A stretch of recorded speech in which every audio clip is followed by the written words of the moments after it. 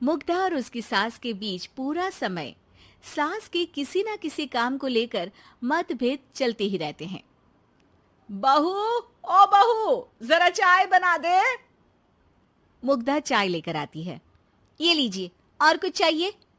अरे नहीं, बस चाय पीने का मन था। जाओ, तुम दूसरा काम करो।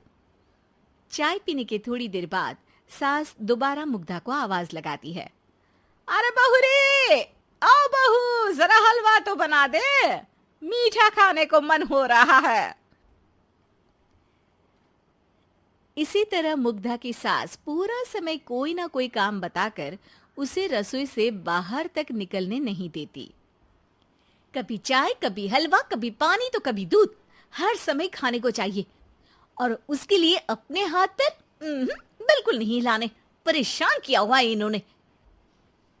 सास की जबरदस्ती परेशान करने की आदतों से दुखी मुग्धा एक शाम सचिन के साथ अपने कमरे में बैठी हुई बात कर रही होती है। सुनो जी, मम्मी जी की ये जानबूझकर मुझे परेशान करने की फरमाइशों से मैं बहुत फ्रस्ट्रेट हो चुकी हूँ। पूरे दिन में एक सेकंड का आराम नहीं मिलता। रसोई से बाहर कदम रखती नहीं कि बहू ये बना दे, बहुरी वो बना दे। अरे इनकी फरमाइशें चलती ही रहती है। अरे मुग्धा, माँ खाने की शौकीन है, पर उम्र हो चली है, खुद खाना नहीं बना सकती, इसलिए तुमसे बोलती है। अरे तो शौक भी उम्र देख कर रखने चाहिए ना। समझ में नहीं आता, हर समय फेविकॉल का जोड़ लगाए सोफे से चिपकी बैठी रहती है। इतना सब डाइजेस्ट कैसे हो जाता है उन्हें?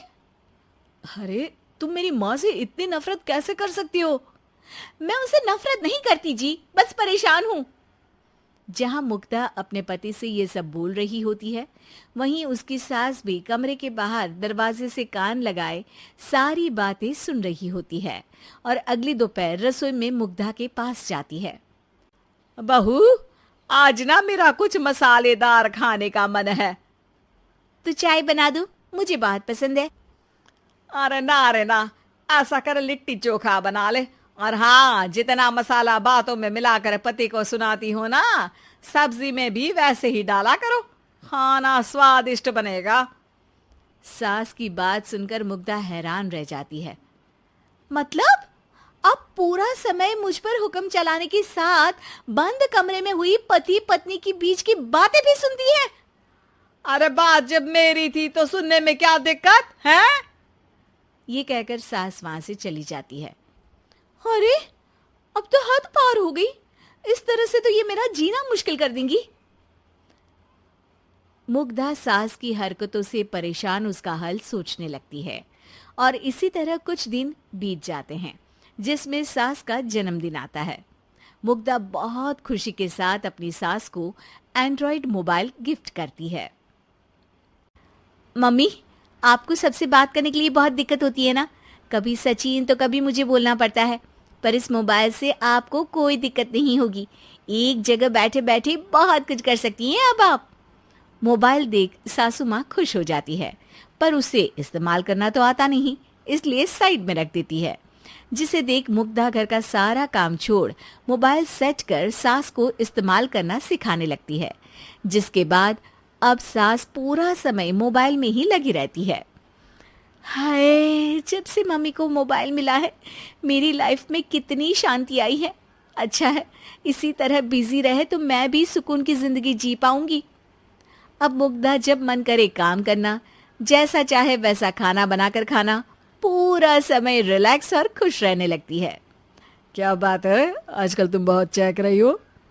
अरे मम्मी जी से छुटकारा जो मिला है, अब ना फरमाइशें ना छुप छुप कर बातें सुनना। अच्छा, तो मोबाइल गिफ्ट करने की ये स्कीम थी।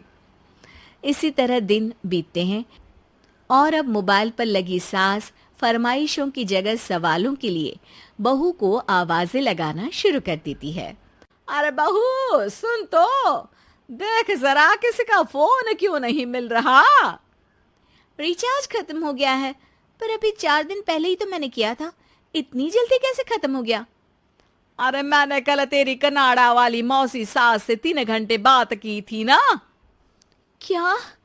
इतना महंगा तो मोबाइल भी नहीं आया जितना महंगा इसका रिचार्ज पड़ रहा है। इसके बाद तो जैसे मुग्धा के दिन के 24 घंटे में से 20 घंटे सास के पास उनके मोबाइल रिलेटेड प्रॉब्लम सॉल्व करने की ड्यूटी ही बन जाती है। अरे मुग्धा, ये मोबाइल में अचानक तेरी मौसी सास की शक्ल क्यों दिखने लगी? और ये तो हिल भी रही है। मम्मी, ये गूगल डुओ का वीडियो कॉल है। इसमें आप बात करने के साथ एक दूसरे की शक्ल भी देख सकती हो। अच्छा, ये तूने मुझे पहले क्यों नहीं बताया? अब बताने के लिए पहले नहीं बताया। इसी बीच सचिन भी वहां आ जाता है और सास अपनी वीडियो कॉल में बिजी हो जाती है। क्यों, सास बहू में क्या गपशप चल रही है? इसे गपशप नहीं, दिमाग का दही होना बोलते हैं। पर तुम तो मम्मी को मोबाइल देकर बहुत खुश थी, फिर क्या हुआ? हाँ, उसका सुकून भी कुछ ही दिन मिला। अब घर के टंटे खत्म हुए तो मोबाइल की टिंग टिंग शुरू हो गई। देखो भाई, कुछ पाने के लिए कुछ खोना तो पड़ता है। आखिर तुमने मोबाइल अपने फायदे के लिए ही तो दिया है, तो फिर सवालों के जवाब भी देने पड़ेंगे, क्योंकि जब तक उनके हाथ में ये फुंथरू रहेगा, तुम्हारी लाइफ में प्राइवेसी और सुकून रहेंगे। कहने का मतलब है अगर इससे प्यार बढ़े तो दाग अच्छे हैं।